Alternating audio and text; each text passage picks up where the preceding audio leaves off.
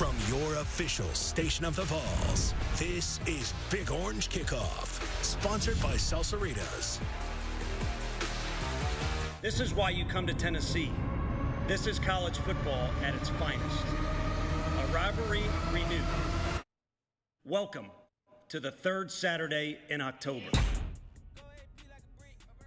It is the third Saturday in October. That means Tennessee and Alabama, a rivalry featuring two of college football's most storied franchises. Amanda Hera. It is a big day, Harry Sullivan. Thanks for joining us here for our special coverage. All of Rocky Top is hoping that we just roll over that tide today. So fingers crossed it can happen. You can feel the energy on campus. It is electric. People have been lining up on campus to get into some of the different shows, SEC Nation, Game Day, since 3 o'clock in the morning. So the commitment is there. Harry Sullivan was lined up to get into our set at 1 o'clock in the morning. That's just dedication, Harry. It's called dedication. You go to Keith Urban the night before, you stick around, and here you are. You're at tailgate this morning. And I'll tell you what, Amanda, the fans have been outside with all the fans out here. It's pretty incredible, even when we got here this morning, how packed it already was. Pretty insane. Vols, it is great to be a Tennessee Vols. It is great. And you see the energy there. Folks are ready to rumble today here on Rocky Top. Not just on land, Harry. We've got the action on the water as well. Yes, we do. The quickest way, apparently, to get to the University of Tennessee on game day, of course, the Vol Navy. They are out in full force this morning. Started back in 1962 when former radio broadcaster George Mooney found a faster, I'd argue more exciting way as well to just skip the traffic and get here to Neyland Stadium. And as we were driving in this morning, we saw the rowing team practicing early this morning up and down the river past Vol Navy. It was a beautiful sight to see so much activity on the water because it truly is a trademark, a hallmark of University of Tennessee. All right, this is a big game. It is a big game.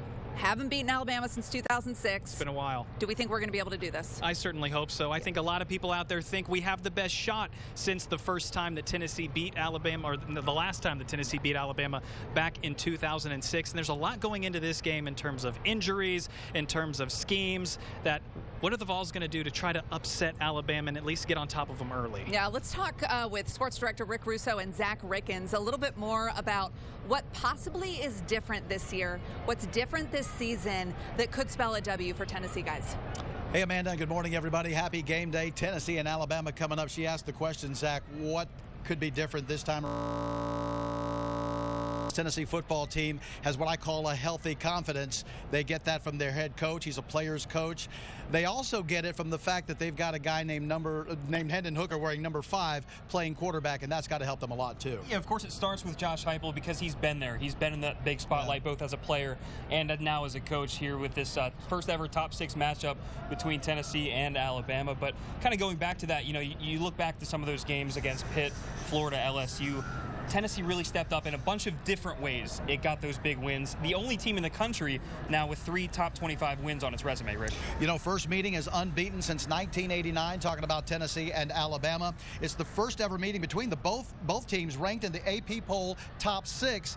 The last one, of course, as Harry and Amanda mentioned, was in 06. 16-13, Philip Fulmer and Eric Ainge, who we'll hear from a little bit later on in the broadcast, helped Tennessee to a win. Tennessee has never beaten the guy named Nick Saban there. 15-0. He started in 07, 15-0 against the Big Orange coming in. 0-1 too, also against him when he was at LSU. So certainly looking to pick up that first ever win there against Nick Saban here in Josh Heupel's second year. But he kind of mentioned also all season long about not getting too high, not getting just kind of too mellow for games. Right. And that's kind of been the key for them in some of those top 25 wins that they've had so far this year. And he's also mentioned this week on Monday he was asked about just getting back out on the field and maybe not getting too high up for this game. Here's what he said.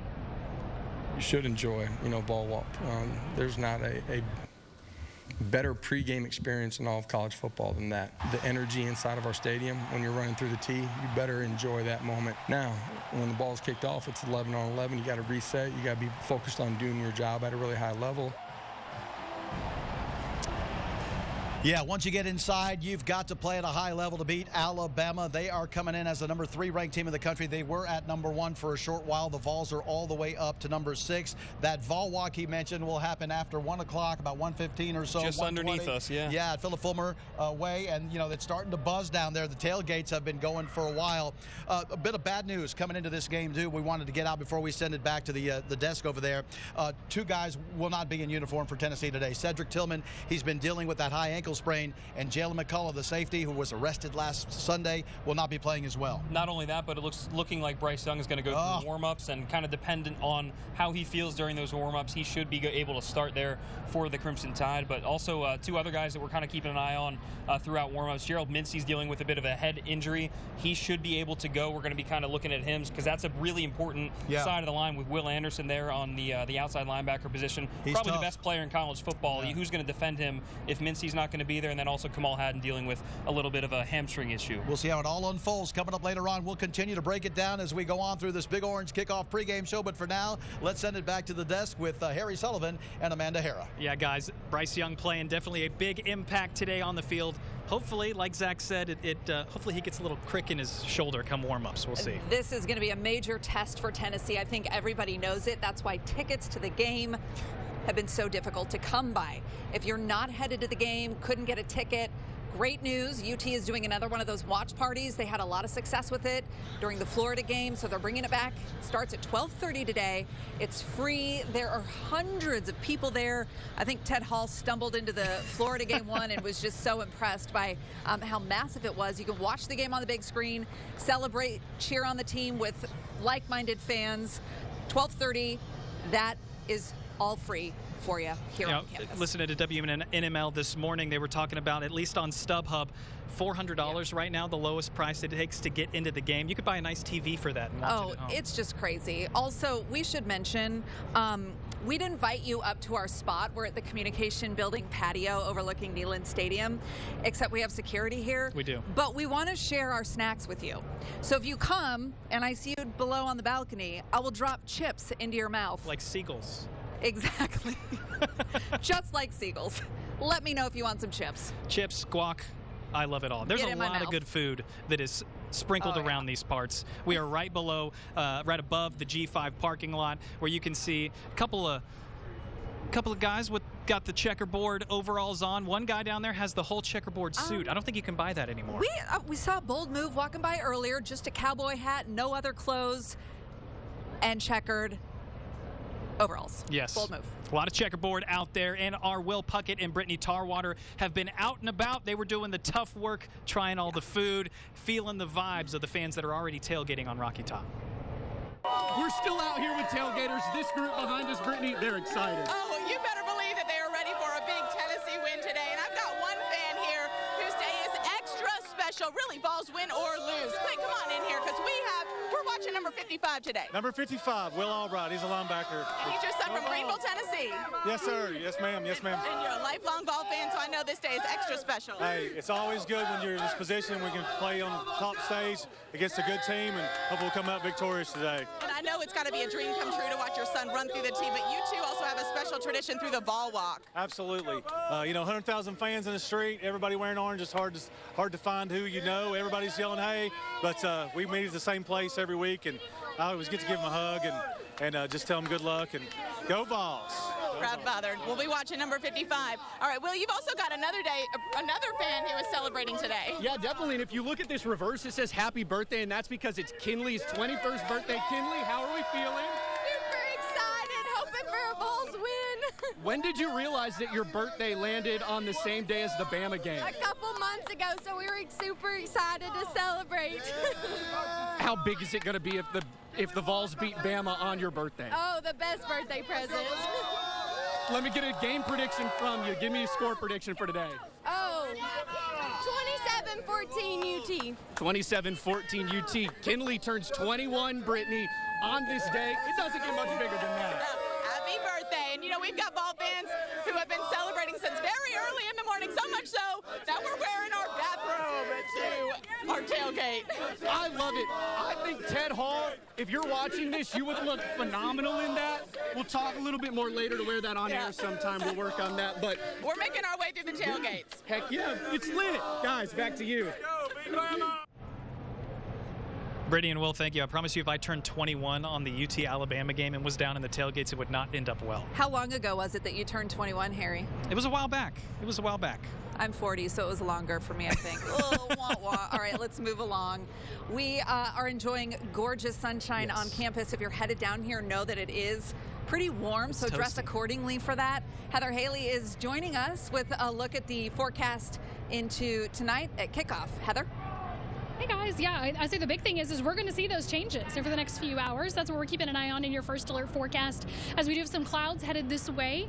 Really right now on campus, yes, it is sunny and it is warm and it is fabulous. But let me show you what is moving into our area, into East Tennessee right now. We do have some clouds moving in. We've got actually a couple of sprinkles, little light showers there, cutting across Fentress County to Scott County into southeastern Kentucky. And really those temperatures are nice and warm in, all that sun out ahead of it. Already jumped up to 71 in Knoxville. Meanwhile, 61 Oak Ridge, 65 in Middlesboro to 70 in Jamestown. So you can see those clouds kind of knocking those temperatures around. Technically downtown, that observation site's just across the river here from where we're at on campus, reading 68. Still getting warm, and if you're in that sun, the sunscreen, the sunglasses definitely coming in handy out here. But we're also going to find more winds kicking up at times. Got a light breeze at the moment where we're at on the backside of the communications building, but notice those winds are kicking up around our area, ranging from 5 to 20 miles per hour in those gusts. So that means occasionally stronger winds are coming in, as expected, as these clouds continue to advance east and a couple little showers come in. So really a heads up here in your I'm All Vol forecast presented by Food City. We just wanted to point out that we do have plenty of sun now, but really a stray sprinkle can move in with those clouds. So we'll continue to keep an eye on that for you coming up in your first alert forecast. It definitely is a little toasty, but it's one of those days where you're just going to have to kind of change your wardrobe throughout the day. You are. As we get into those evening hours as well. Heather, thanks. If you're Peyton Manning, you don't just go anywhere, No, right? you don't. You got to basically build a place that is fit for you. You do. You have to build it from scratch, put it with all of your family valuables from top to bottom. And that's what the sheriff did. We're going to take down a little tour when we come back. Stay with us.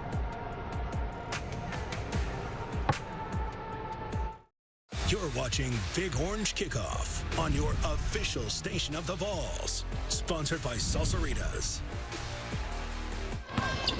Welcome back to a beautiful campus on what we hope is going to be a successful day for the football team. The team is on fire, of course. Not the only team, though, that is having a lot of success already this year. It's been a big year for Tennessee athletics. Our Paige Dower joins us live from Thompson Bowling Arena, where the basketball team is scrimmaging right now. Paige, we saw the rowers out earlier this morning. Even the soccer team's on fire so far this year.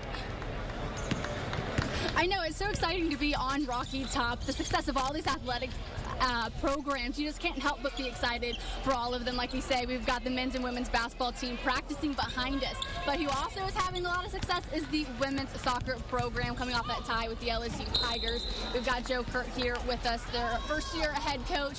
You have 8 shutout wins and or ties so far this season, now number 16 in the country. First year as the head coach.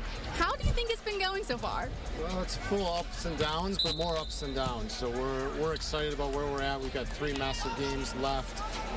Having a good year, started off against some good opponents, and that helped us going down the path here. But our team's playing at a high level right now.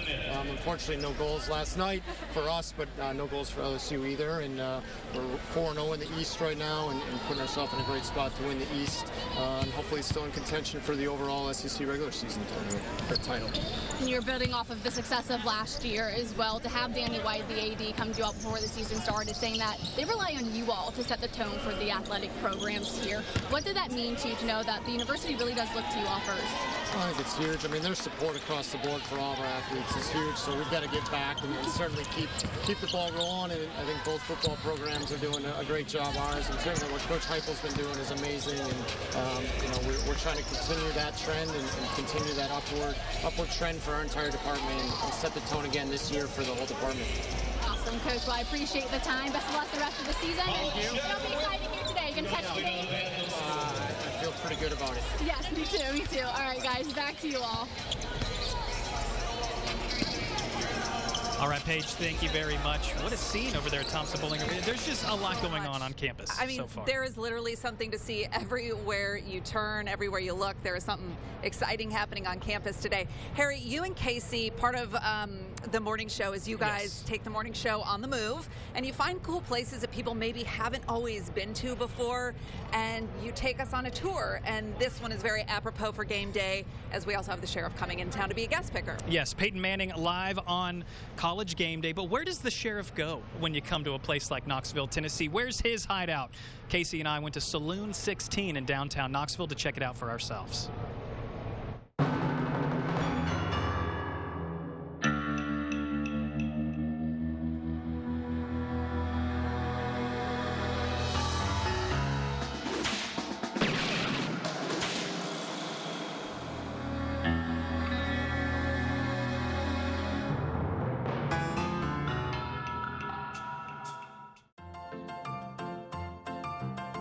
The spot opened up beginning of 2020 with Peyton Manning, the sheriff. And we really saw a cool opportunity to play with the nickname the sheriff and create a unique space.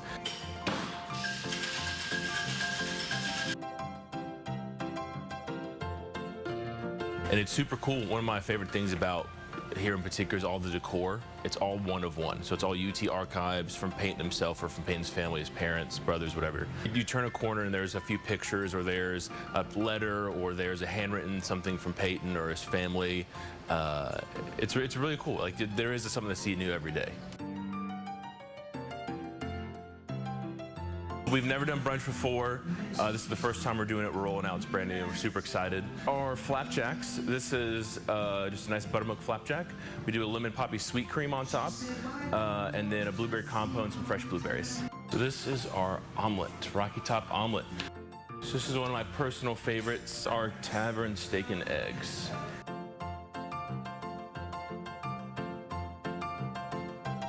This is the best seller. This is our volunteer breakfast. And finally, our chicken and waffles. You look like we're at Thanksgiving. Thanksgiving brunch. I feel like a Manning. So having something that's so strongly UT branded is a really, really cool opportunity for us to invite people in to kind of tell a story about, you know, what Knoxville is, about what UT is, and being a volunteer.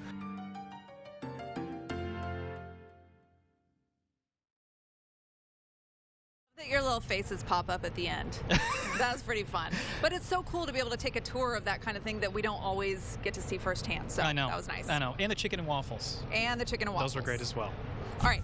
Coming up next, we're going to get with sports. They've got a bunch of experts joining them for a VolQuest roundtable. We're going to talk a little bit more about what Tennessee has got to do today to win, to beat Alabama. Rick? Hey, yeah, we are out here again waiting for the big game coming up today, 3:30 on CBS and WVLT. Everybody sees this game differently. We're going to have our keys to the game coming up a little bit later on in the broadcast, but certainly I would think that trench warfare, working strong on both sides of the line, will be key for Tennessee, especially on offense against that vaunted front seven of Alabama. Yeah, Alabama's tops in the nation in yards per attempt rushing, and averaging about 250 yards rushing on the ground per game. Just fantastic run game with Jahmyr Gibbs, so that certainly is a big key. But a lot of the guys here we're going to go to the VolQuest report here in a second, but a lot of these guys that have been on the beat for a while, more than 15, 20 years, like some of the guys at VolQuest, are really just excited for this game again. I think that's kind of the feeling here on Rocky Top this entire week, because they're not just kind of going through the motions and doing their typical preview pieces. They talked a little bit about that on the Rocky Top Roundtable. It's Tennessee and Alabama coming up 3:30 on CBS. Tennessee comes in 5-0. First time the Vols been 5-0 since 2016. Tennessee and Alabama both undefeated, playing each other for the first time since 1989. There's a buzz, there's an excitement, and a lot of confidence on campus. Yep, feels different. There's no doubt about it. I mean, this is a game where it's not the laydown that it's been for the last decade, and I think that's what's got every Tennessee fan excited right now. And legitimately so. I mean, we've talked about it on podcasts and just amongst ourselves. I don't remember the last time where we got to this week and we were doing anything other than just going through the motions. Just, doing the stories we do on Monday, the stories we do on Tuesday, but with no, no real thought that, what's Tennessee got to do to beat Alabama? What has to happen?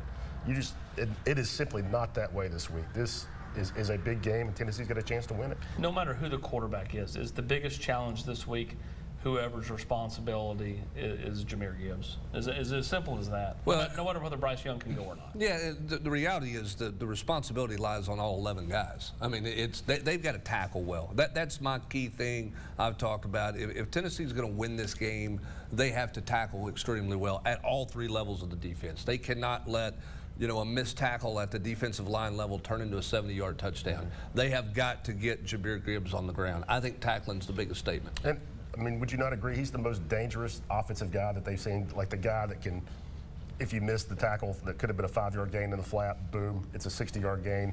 And Tennessee's secondary's not been terrible, but they had some struggles at LSU in getting guys on the ground. Yeah, stretching the field, linebackers going to have to be key in this one.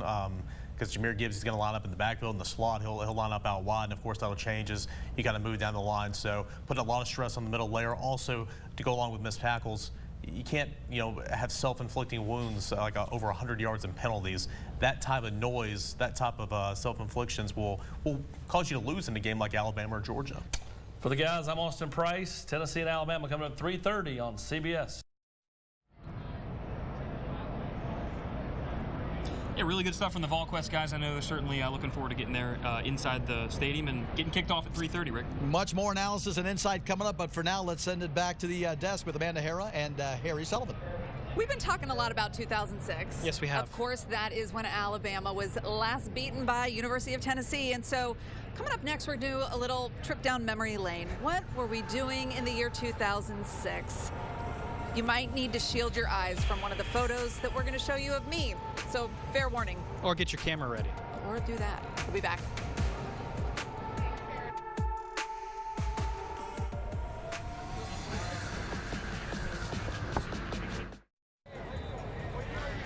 Well, there's one big dog on campus who has been behind many of the changes that we've seen over the last 2 years. It's that man, Coach Josh Heupel, in his second year as the Tennessee leader. And boy, does he have him in a good spot so far. I mean, it's just incredible what he's been able to do in 2 years, 2 seasons as coach that a lot of other coaches simply weren't able to pull off. So I think he's a welcome sight for folks on Rocky Top. And we're learning so much about him. His football career basically started when he was in diapers, and it just grew from there. A son of a coach, Josh Heupel would then go to the University of Oklahoma, where he would turn things for the big Sooner machine in Norman. Our Casey Wheelis caught up with some of the old coaches that you might know about how Coach Josh Heupel got to where he is today. It was 1999 in Norman, Oklahoma. Josh Heupel just transferred from junior college and was ready to prove himself at quarterback, hoping to revive a struggling team. But there were a lot of questions. A junior college guy coming in. It was Bob Stoops' first season as head coach. The team would go 7-5. He got kind of kick-started us that first year. Bobby Jack Wright was an assistant coach on Oklahoma's staff. Josh was a great competitor, a great quarterback, a great thrower of the football. He was a gym rat. I mean, he was one of those guys that was going to stay out there late. He would throw routes after practice with all of his receivers. And there'd be nights that I'd be going down the steps about, 10:30 at night, 10:45. And you'd see the lights on the second floor where the meeting rooms were. And I assumed it was the janitor cleaning. So one night I walked down there because the door was open in the quarterback room. And there's Josh all by himself watching tape. Before his time at Kansas, Mark Mangino took over as Oklahoma's offensive coordinator in 2000. When he came in, he proved right away that he belonged and he could make plays on a high level.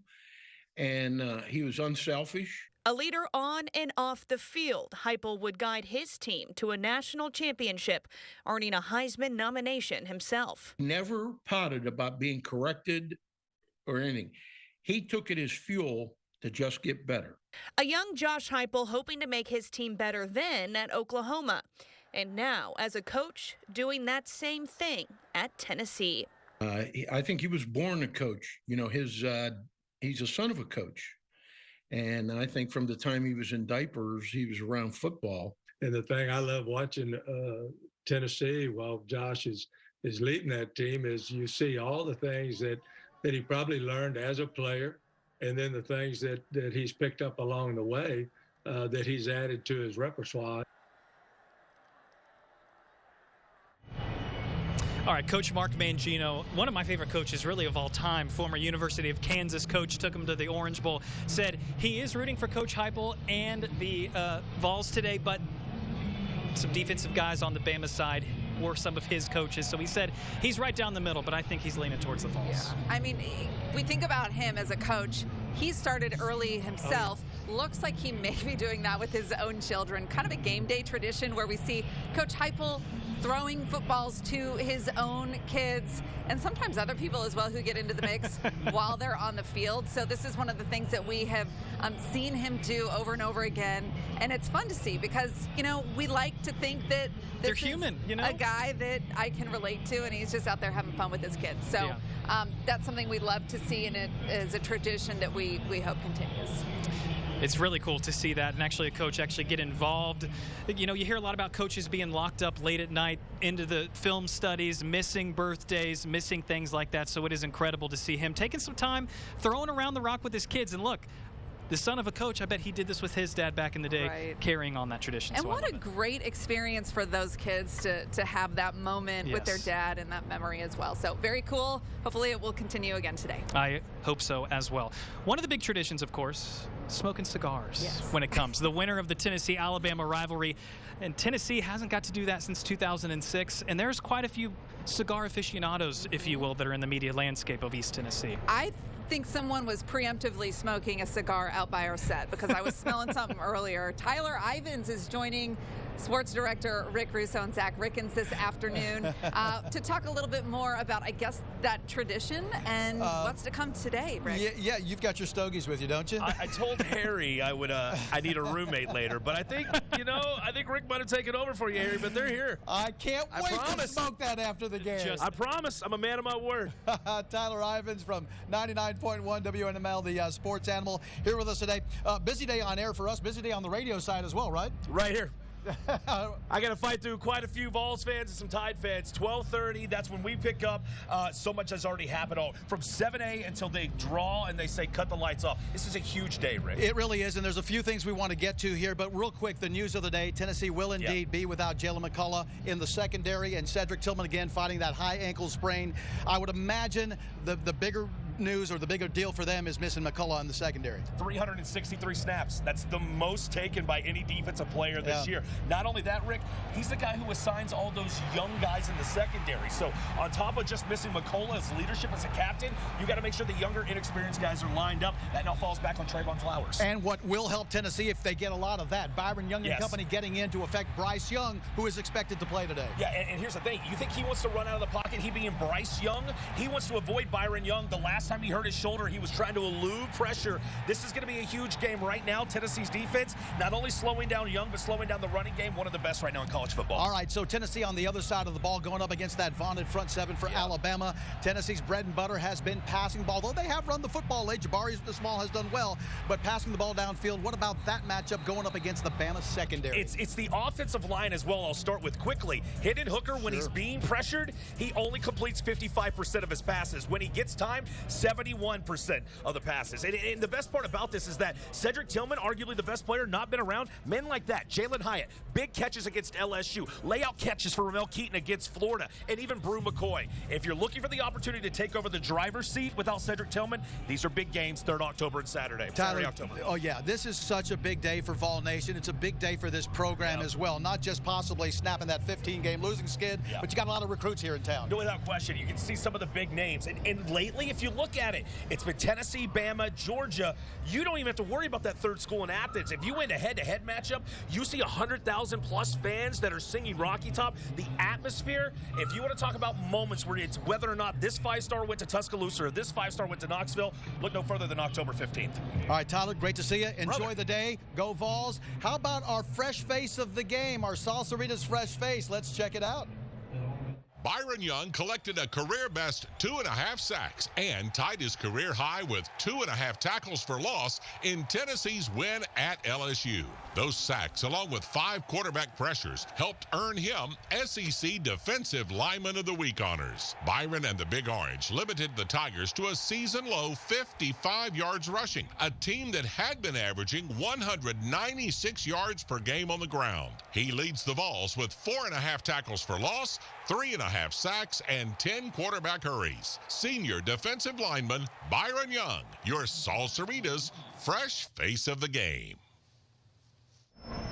Yeah, Byron Young, looking forward to having a big game for him today. This is a guy who's had a lot of big games for Tennessee. VFL, Gerald Riggs Jr. You remember him from back in the early to mid-2000s. Man, it's great to see you. Always good to see you, my man. What are you up to these days? Where are you at? I'm all over the place. Based in Atlanta right now, but always all over the place between Knoxville, Nashville, Chattanooga, doing training with athletes. Just staying busy, man. Staying busy. No doubt about that. All right, so you know what? Beating Georgia's important. Beating Florida is important. Those are also rivals, but this is the one, isn't it? What does it mean to a VFL to beat Alabama?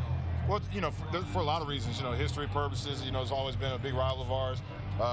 Just to come out and win this game, it means a lot to the fans, a lot to everybody, really. So they say this isn't really, you haven't really become a man in Tennessee, the program until you play in this game. So this is a big one for a lot of reasons. Now, you had a chance, obviously, to play here at Tennessee, play professionally as well in the Canadian Football League. What was that experience like for you? It was different. It was different, but it was fun. At the end of the day, it's still football, and you get a chance to go out there and do something you love, and it was a great opportunity. You ran the football, and in these games, these big SEC games, Gerald, it's always important to get good line play and run the football. What have you seen so far from Tennessee this year, and especially number 2, Jabari Small, the way he's been running? They've been playing pretty well. Game by game, they've gotten better. You saw last week they were able to establish the run, and that helped them out a lot, especially what we do with the pass and, the fact that we spread the ball out and make it cover the whole field. There's a lot of lanes. So for us to be able to run the ball well, that's been very important for our offense. All right, so I know you want Tennessee to win, but if the Vols are going to finally snap that 15-game skid, what are they going to have to do today, Gerald? They're going to have to, get some plays early on special teams. Kind of bring what we were able to do last week. Like to get a good play early on special teams, get some pressure on the quarterback early, and then be able to control the line of scrimmage a little bit on the run game. It's going to be tough. Alabama, as you know, they're always stout up front on both sides of the football. But if we're able to establish any kind of rapport there and make our plays on the outside when we can get them, I think we have a good chance. People always ask me, how do you bring down a big red elephant? And I say one bite at a time. Right. And what I mean by that is you can't score 40 points in one play. No. You really got to play consistent football, right? Yeah, you just got to go out there and do what you're coached to do. Do the things that you know how to do.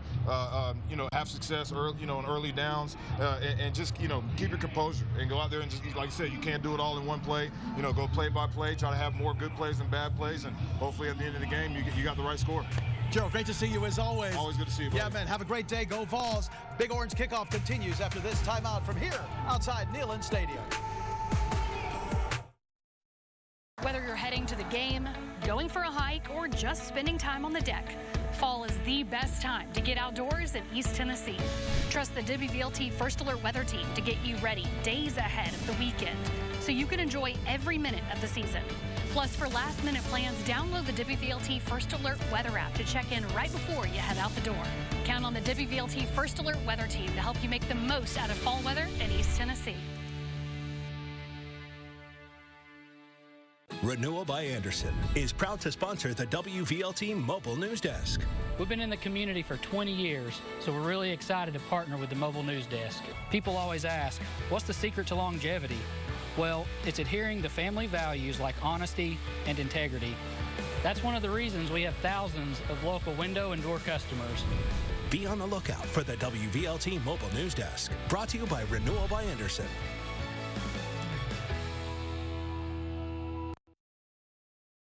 You're watching Big Orange Kickoff on your official station of the Vols, sponsored by Salsaritas.